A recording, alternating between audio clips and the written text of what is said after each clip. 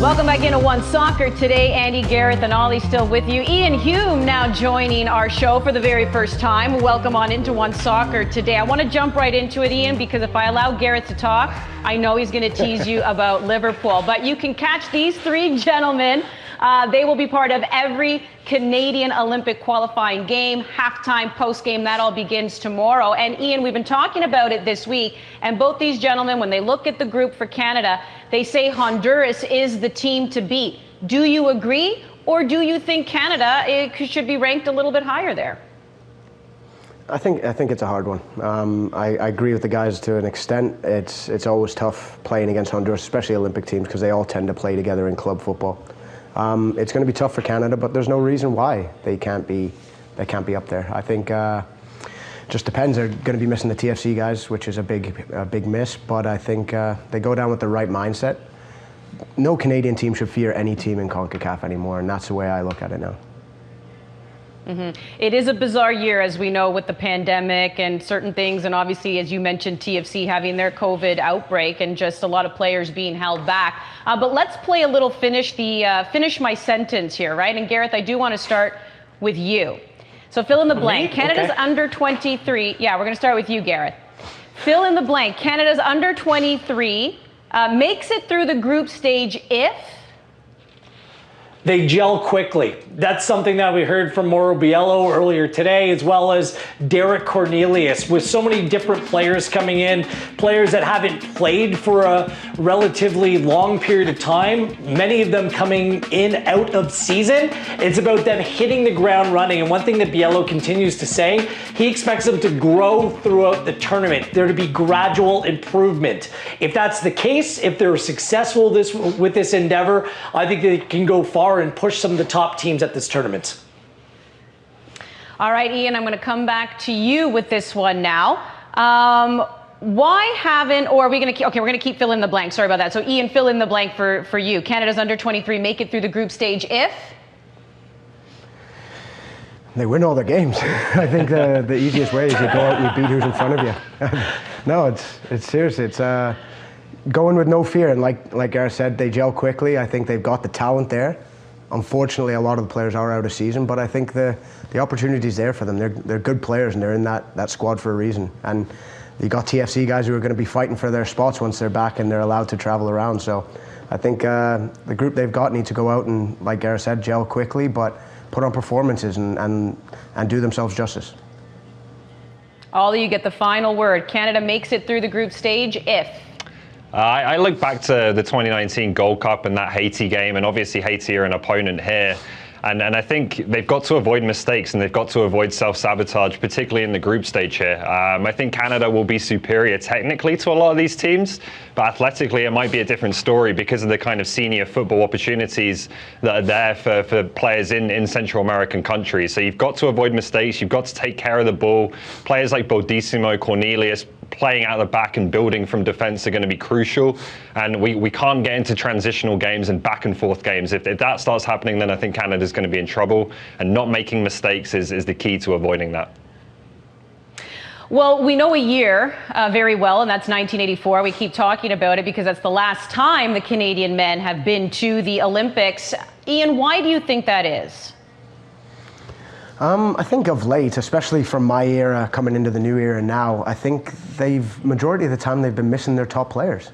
When you're calling teams or you're calling teams together, most of the players that were the stars or potential stars of those teams were playing in Europe or not involved in the camps that they brought in. And I think it's a similar scenario now where they've brought in their group and a lot of them are out of season. So there's always been a backward step compared to the Central American teams. But it's not through the want to try, and it's not like they haven't wanted to make the Olympics, but again, it's always been a sort of second mind thing where we're concentrating more on, obviously, with the women's game and with qualifying for World Cups. The Olympics, unfortunately, has always taken a back step for a men's program. Yeah, I know Jonathan de Guzman, that was a big one, right, where a lot of people wanted him, obviously, to declare for Canada, so that we know is a talking point. But where do you stand on that, Gareth? Why haven't the men qualified since 1984? I'm going to approach this quite literally because Canada has been quite close on multiple occasions. 1996, they qualified for a playoff. They played against Australia and home and away and lost out to the Socceroos. In 2008, finished third place, one spot out, lost to the Americans. In 2012 was the best chance. During the group stage, they conceded in the 90th minute to lowly Cuba, meaning they finished level with El Salvador atop the group. If they had won, they would have played Honduras. Instead, they had to play Mexico. It's just that late goal punished them. They should have really qualified for those Olympic Games. And in 2015, another time where they lost to, they were in the same group as the United States, finished second place, and then lost to Mexico in the knockout game. That's how close things are. Every result matters. And this time around, it's going to be very similar. You're going to have to likely beat one of the U.S. or Mexico, maybe even Costa Rica. I think some people are sleeping on them in order to punch your Olympic ticket. So it's just not easy qualifying with so many spots being limited with so many competitive nations. Ollie, once again, final word. Haven't seen Canada since '84, the LA Games. Yeah, I look at the two teams that have dominated qualifying in recent years, and it's Mexico and Honduras. And what do those two teams have in common? They give their young players a lot of minutes and a lot of exposure in domestic leagues that are at a good level, obviously a very good level in Mexico. So I think that's something that the United States have struggled with a little bit, and they're starting to catch up now. And it's certainly something that Canada struggled with, and hopefully in the coming years with the what the three MLS teams have done and now what the CPL is doing, that can start to change, and we have more kind of pro-ready under-23s going into this tournament. A little bit of wishful thinking here from our producer Kyle by saying, give me one word, and then telling me to start with Gareth. 1 week from today, Canada plays Bermuda in a World Cup qualifying match. Give me one word, if you can, Gareth, to describe Canada's current player pool. Well, it's going to be more than one word, but how about deeper than ever? And Ian's probably someone that can speak about this more than I can, because when he was playing it over the years, players coming into camp, a lot of them have been playing for unattached FC, right? They haven't been in professional environments. Now you can go 75, 80, 85 players deep who are playing regularly, playing at a decent level. So there's so many more players to draw from, even when you miss out on your top players. Ian, what would be your one word to describe the Canadian squad? Same word Gareth used there, deep. I think they've got everything. They've got, in all positions, they've got cover. I think it's the youth are pushing out the older players, and I think that's a good thing because they're all playing regular football, which we haven't had over the last 20, 30 years. Are we going to get a hat trick? What's your word, Ollie? My word is also deep.